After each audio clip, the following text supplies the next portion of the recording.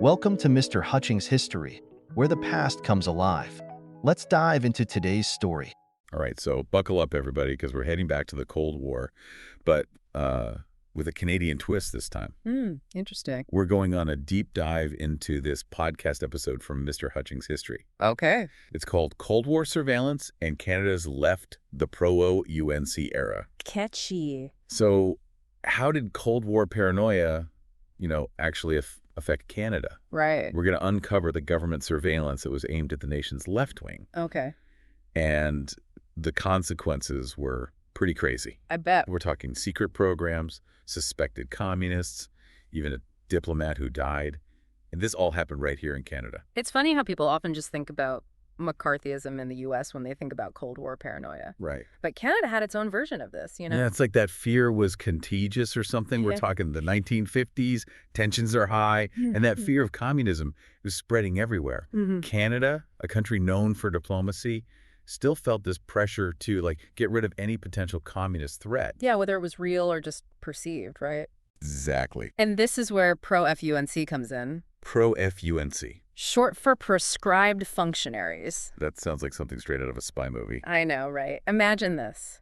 A secret program that can track, monitor, even detain anyone who they even just suspect of being a communist. Wow. They were gathering information, keeping files on thousands of Canadians. Seriously? Oh, yeah.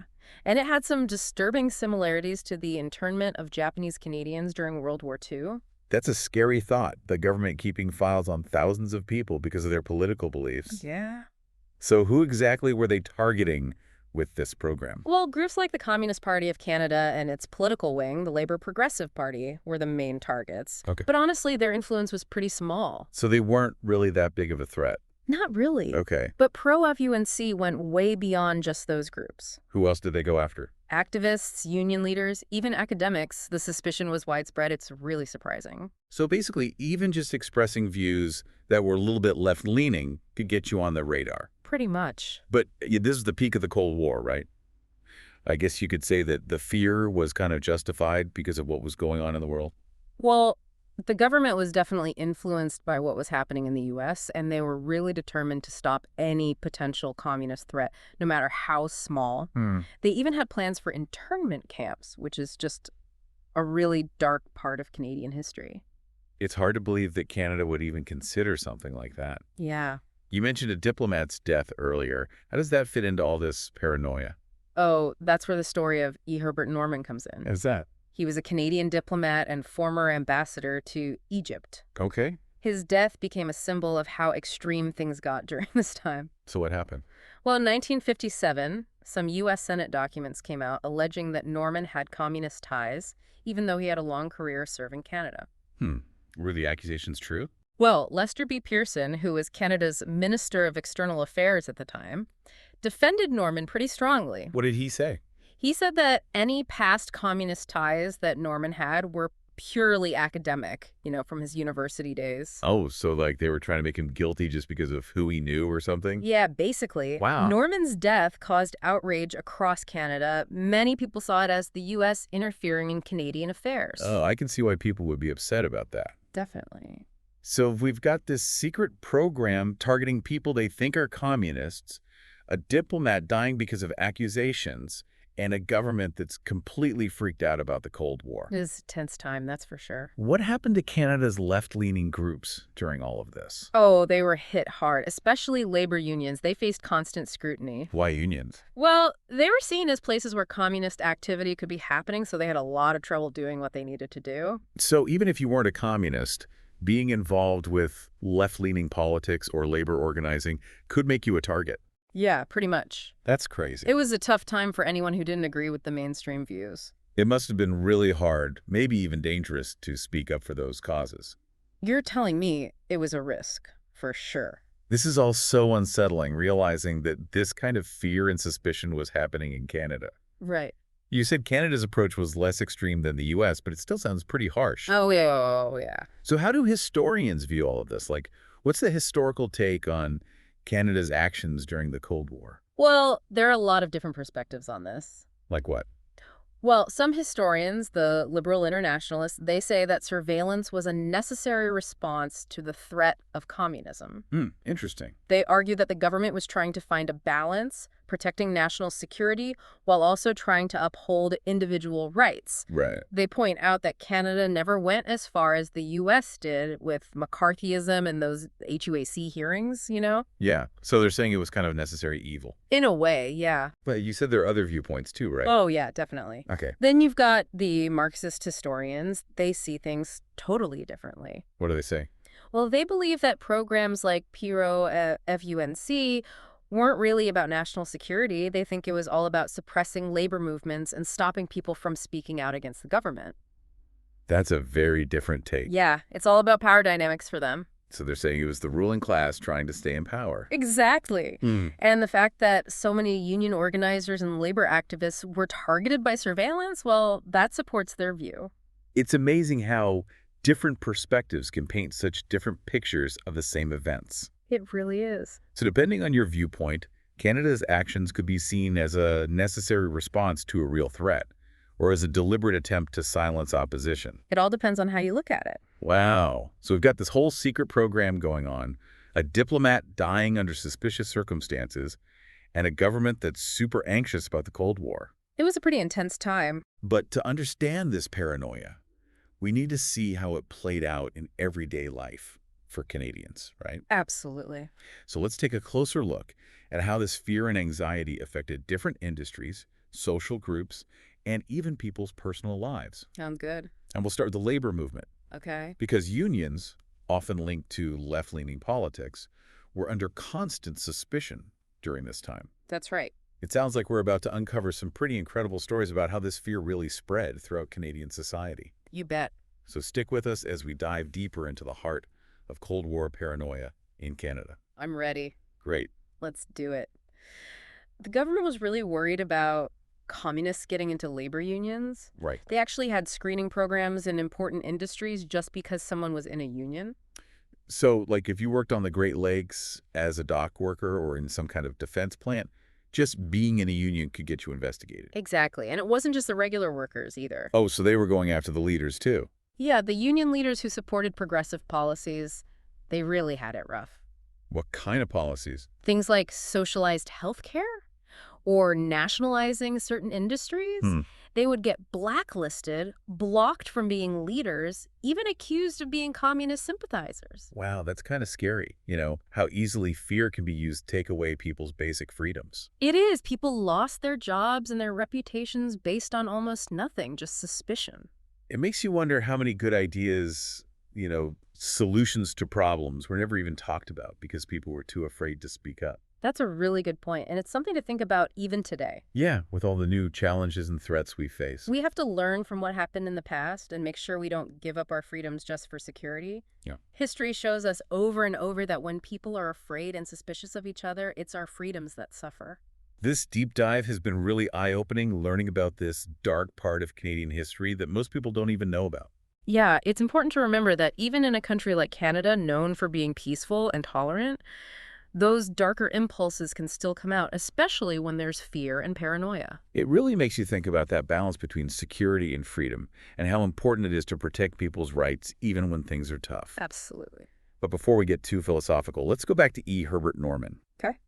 His death was a big deal during this time, a really sad example of what can happen when Cold War paranoia goes too far. It really was. Can you tell us more about his life and what led up to his death? Sure. E. Herbert Norman was a brilliant diplomat. Okay. He was dedicated to Canada, a scholar, and a linguist. Sounds impressive. But he also had some views that were seen as controversial. Oh, what kind of views? Well, back in the 1930s, when he was in university, he was involved in a Marxist study group.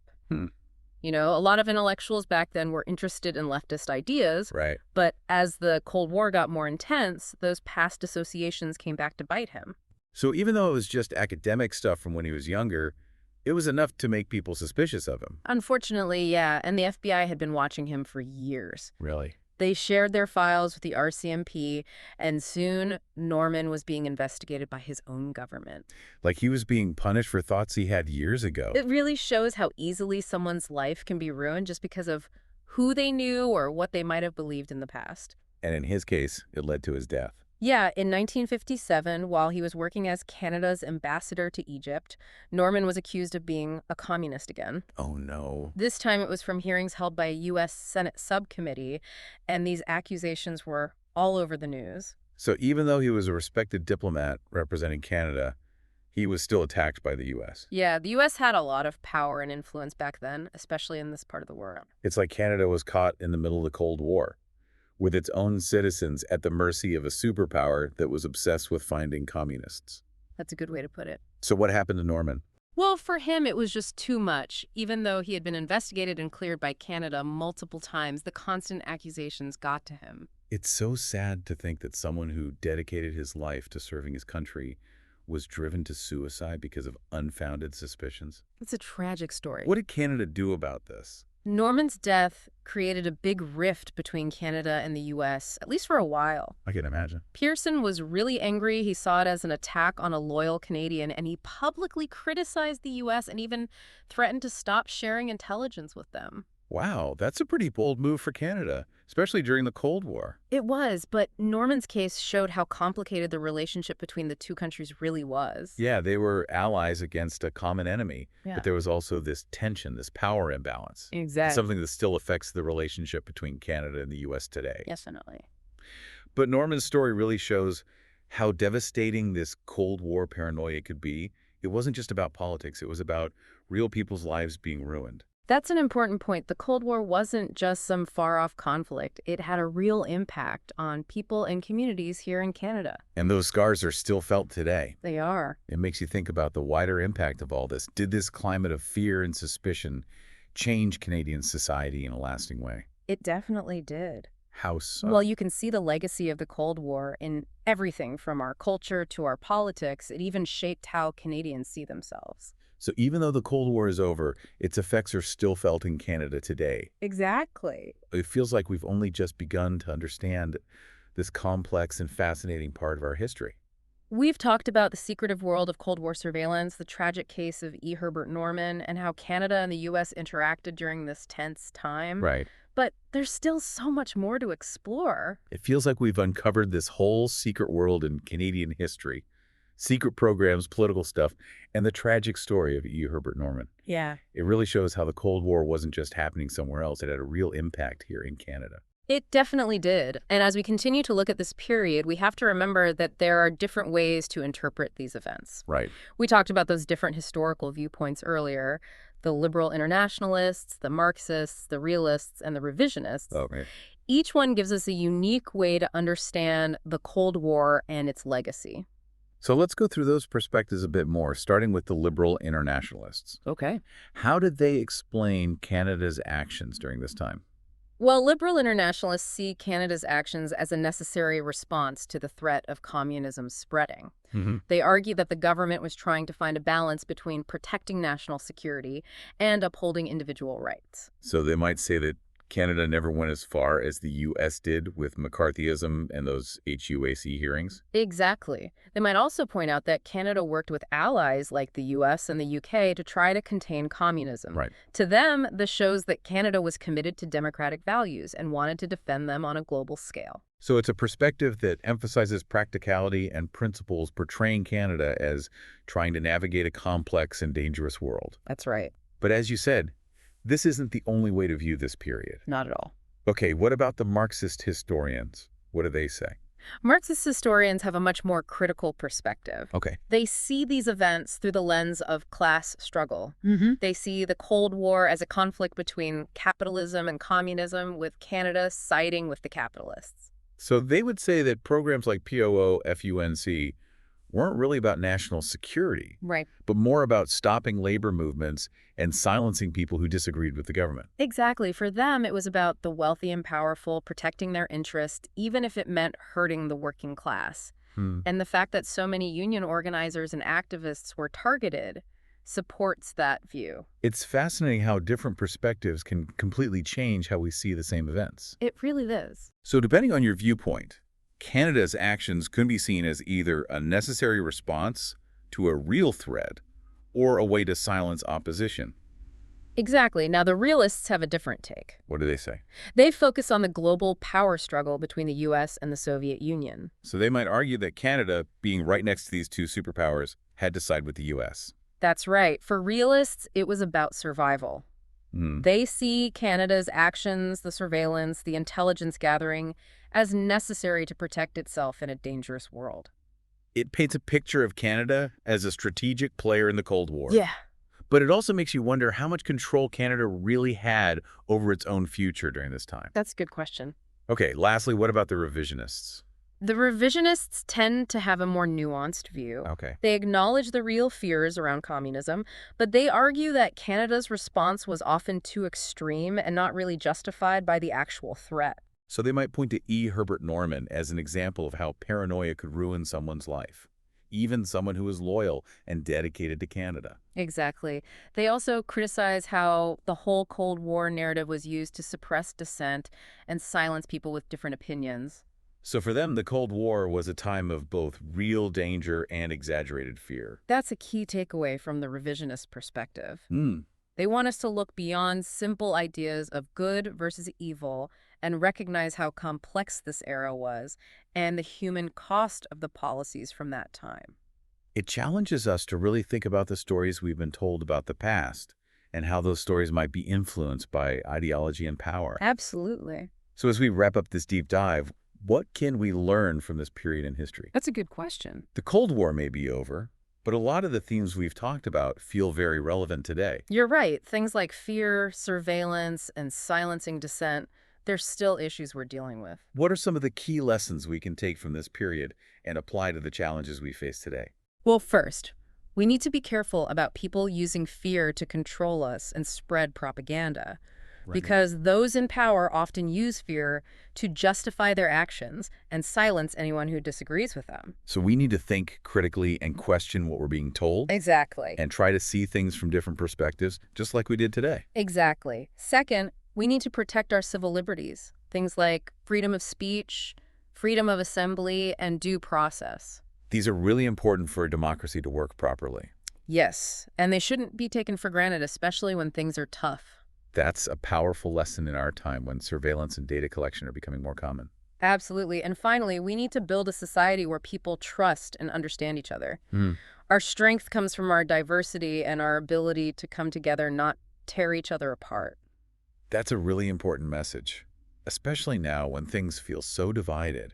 This deep dive has been incredible. We've explored a hidden part of Canadian history, the fear and paranoia of the Cold War, the sad story of Herbert Norman, and how this era has shaped Canada. It has been a fascinating journey. And as we finish, I encourage everyone listening to learn more about this topic, read the original sources, talk about it with others, and come to their own conclusions about this important time in history. That's a great way to put it. The learning never really stops, and every new thing we discover leads to more questions and new things to explore. So keep digging, keep questioning, and keep trying to understand the world around us. That's what makes the deep dive so interesting.